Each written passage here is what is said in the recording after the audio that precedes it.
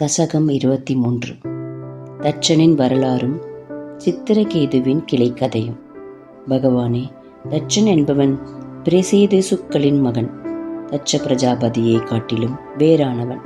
தன் படைப்பு பெருக வேண்டி உன்னை வழிபட்டான். அப்பொழுது நீ 8 கைகளோடு அவன் முன் தோன்றி அவனுக்கு வேண்டிய வரத்தையும் பஞ்சனன் என்பவனின் மகளான அஸ்கினி என்ற மனைவியையும் அளித்தார். ஈசனே, அவனிடம் முதலில் தோன்றிய 10,000 பேர்களும் பின் 1000 பேர்களும் நாரதனின் அறிவுரையால் உன்னை நாடும் மோட்ச வழியை அடைந்தார்கள். அதனால் அந்த தட்சன் ஓரிடத்திலும் நிலையான இருப்பு இல்லாமல் போகும்படி நாரதனுக்கு சாபத்தை கொடுத்தார். பக்தர்களில் சிறந்தவனான நாரதனோ அந்த சாபத்தையும் அருளாகவே கருதினான்.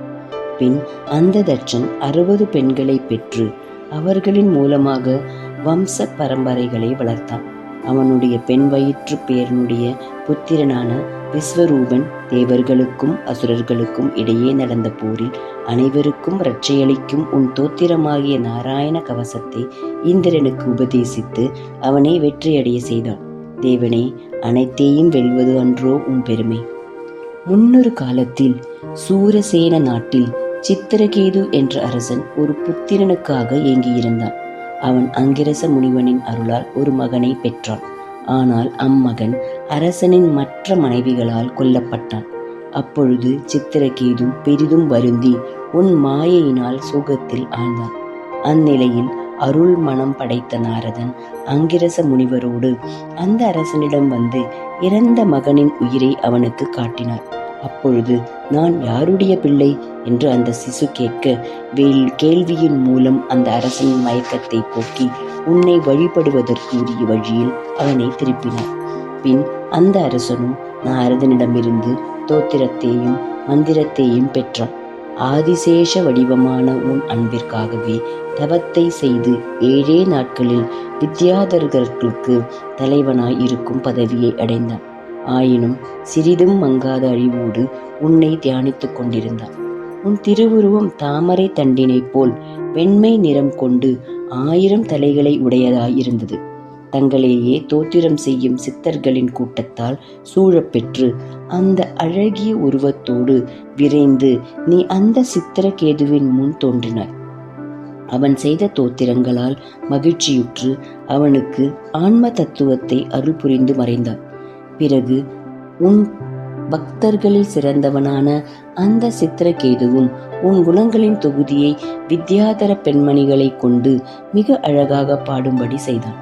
சிற்றின்பங்களில் அதிக பற்று கொள்ளாமல் மனம் மகிழ்ந்து லட்சக்கணக்கான ஆண்டுகள் உலகில் தன் விருப்பம் போல் வாழ்ந்து வந்தான். சிற்றன்பன்களில் பற்று அடியோடு ஒழிய உன்னால் ஏவப்பட்டு அவன் கைலாய மலைக்கு சென்றான்.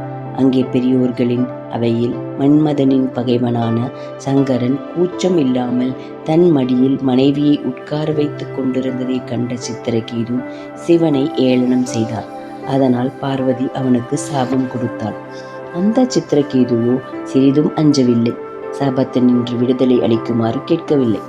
விருத்திரன் என்ற அசுரனாக பிறந்து இந்திரனோடு போர் செய்து பக்தியாலும் ஆன்ம தத்துவ விளக்கத்தாலும் பகைவரின் அறியாமையை போக்கினான்.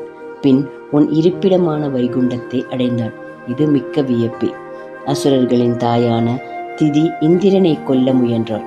ஆயினும் உன்னை வழிபட்டதினால் தன் விருப்பத்திற்கு மாறாக இந்திரனுக்கு நன்மைகள் புரியும் மருத்கணங்களை பெற்றாள். உன் வழிபாடு தீய எண்ணம் உடையவர்களிடத்திலும் கூட நன்மையை அளிப்பதாகவே ஆகிறது.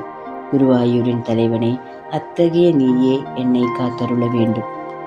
ஹரே ராமா ஹரே ராமா ராம ராமா ஹரே ஹரே, ஹரே கிருஷ்ணா கிருஷ்ணா கிருஷ்ணா ஹரே ஹரே.